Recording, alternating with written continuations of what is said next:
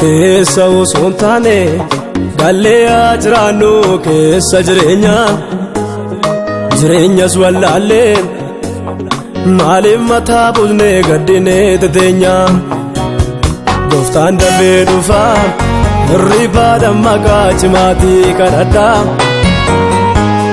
kan jeequu hin dandeenye maana guyyaa dhumaa gubbaatti jaaradhaa.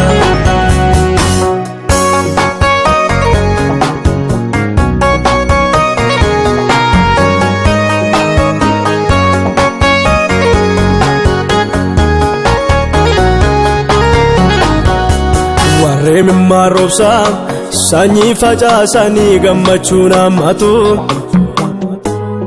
warroosoo rakkachaa waaqayyoof jiraatan gammachuun jiraatu abdii akkasii qabna rakkinnis yoo dhufee nuti shakkii hin qabnu jabaannee eeggannaa gooftaan gaafa dhufu walii qoodannamnu.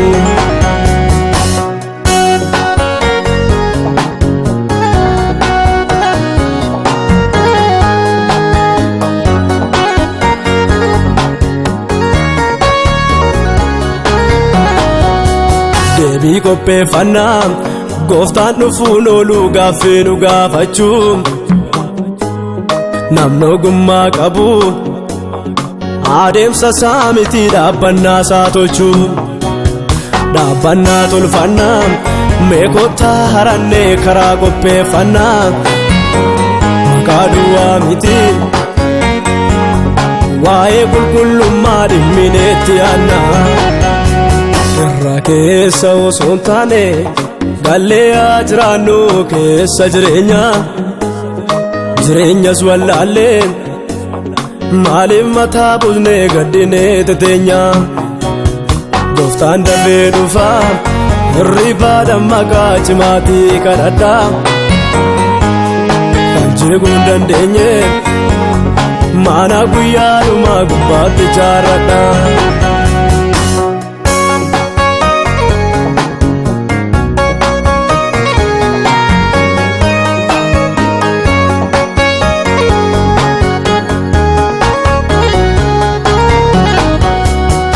Ogummaa hin qabne wanta isaaf hojjetan dhibaa'ummaa si'aa ogummaa qabaadhu ogummaa qabaachuun guyyaa dhumaaf ta'a cimii jabaadhu hojii gooftaa keetti bulluqan ta'ini jabaadhu dhaabbadhu otoo guyyaan jiru callisteen taa'ini. Irra keessa osoo hin taane gallee jiraannu keessa jireenyas wallaallee maaliif mataa buusnee gaddinee teteenya gooftaan dafee dhufaa hirribaa dammaqaa cimaatii kadhadhaa.